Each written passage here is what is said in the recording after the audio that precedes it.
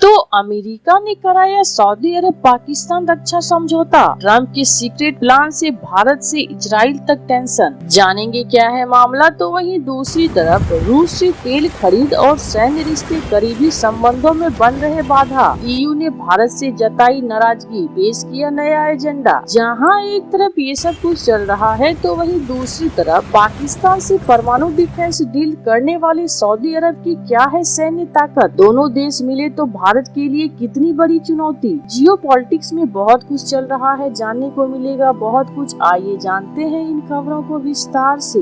Saudi अरब और पाकिस्तान ने NATO style का रक्षा समझौता किया है। इस समझौते का सबसे बड़ा पहलू यह है कि दोनों देशों में से किसी पर हमले को दोनों देशों पर हमला माना जाएगा। यानी अगर पाकिस्तान पर कोई हमला होता है तो उसे सऊदी खुद पर हमला मानेगा, जैसा कि नाटो देश मानते हैं। भारत और पाकिस्तान में हालिया महीने में लगातार तानातानी देखी गई। ऐसे में पाकिस्तान के सऊदी को अपने साथ लाने की पहल को भारत के खिलाफ गठजोड़ की कोशिश की तरह देखा जा रहा है। पाकिस्तान की सेना का नंबर दुनिया की मजबूत सेनाओं में आमतौर पर शीर्ष 10 या 15 में रहा। वहीं सऊदी एक अमीर देश और मजबूत होती सैन्य शक्ति है। खास तौर से बजट के मामले में सऊदी काफी मजबूत है। ऐसे में पाकिस्तान सऊदी के साथ आना एक मजबूत गठजोड़ मानता है। आइए आपको बताते हैं कि सऊदी अरब की सैन्य ताकत क्या है। फायर पावर इंडेक्स 2025 में सऊदी अरब दुनिया की 25वीं बड़ी सैन्य शक्ति है। सऊदी का रक्षा बजट लगभग 74.76 अरब डॉलर है। बजट में उसकी रैंक दुनिया में 5वीं है। सऊदी अरब के पास सक्रिय सैन्य कर्मियों की संख्या 2,57,000 है। वहीं पैरामिलिट्री फोर्स की तादाद 1.5 लाख। सऊदी अरब के पास कुल लड़ाकू विमानों की संख्या 283 है। इसमें हवाई टैंकर 22 है और लड़ाकू हेलीकॉप्टरों की संख्या 34 है। सऊदी की जमीनी ताकत की बात किया जाए तो सऊदी के पास 840 टैंक है। इसमें सशस्त्र वाहन 19,040 है। सऊदी के पास स्वचालित तोपखाने की संख्या 332 और टॉप तोपखाने की संख्या 467। सऊदी अरब के पास मोबाइल रॉकेट प्रोजेक्टर की संख्या 321 है। सऊदी अरब की ताकत हवा और जमीन पर काफी ज्यादा है, लेकिन समुद्र में अब अपेक्षाकृत कमजोर है। सऊदी के समुद्री बेड़े की ताकत 57 की संख्या के साथ 32वीं रैंक पर है। सऊदी के पास 11वीं रैंक के साथ 7 फ्रिगेट है तथा सऊदी के पास कॉरबोट की संख्या 9 है। सऊदी के पास कोई एयरक्राफ्ट कैरियर नहीं। तो वहीं दूसरी तरफ यूरोपियन यूनियन ने भारत के रूस से नजदीकी रिश्ते पर नाराजगी का इजहार किया है। यूनियन की शीर्ष राजनयिक काजा कल्लास ने बुधवार को अपने एक बयान में कहा कि भारत ने रूस से तेल खरीद लगातार जारी रखी है। दोनों देशों में मजबूत रक्षा संबंध भी है। रूस के सैन्य अभ्यासों में भागीदारी और तेल की खरीद यूरोपीय संघ के साथ भारत के घनिष्ठ संबंधों के रास्ते में बाधा बन रही है। अमेरिका की ओर से भी भारत के रूस से तेल खरीद पर लगातार सवाल उठाए जा रहे हैं। कल्लास ने यूरोपीय संघ और भारत संबंधों को मजबूत करने की रणनीति पर कहा कि हमारे संबंधों को सीमित न किया जाए। हमारी साझेदारी व्यापार तक सीमित नहीं है, यह नियम आधारित अंतर्राष्ट्रीय व्यवस्था की रक्षा के बारे में भी है। ऐसे में रूस के साथ भारत के रिश्ते से हमारे संबंध पर असर पड़ता है। रूस ने भारत के तेल खरीदने का फायदा यूक्रेन के खिलाफ लड़ाई में उठाया। ऐसे में इसको लेकर हमारी भारत से कुछ शिकायतें हैं। यूरोपीय संघ ने रक्षा, व्यापार और ऊर्जा जैसे प्रमुख क्षेत्रों में भारत के साथ अपने संबंधों को महत्वपूर्ण रूप से आगे बढ़ाने और प्रमुख वैश्विक चुनौतियों से मिलकर निपटने के लिए नया रणनीतिक agenda, new strategic new India agenda पेश किया है। ईयू ने कहा कि बदलती भू राजनीतिक वास्तविकताओं के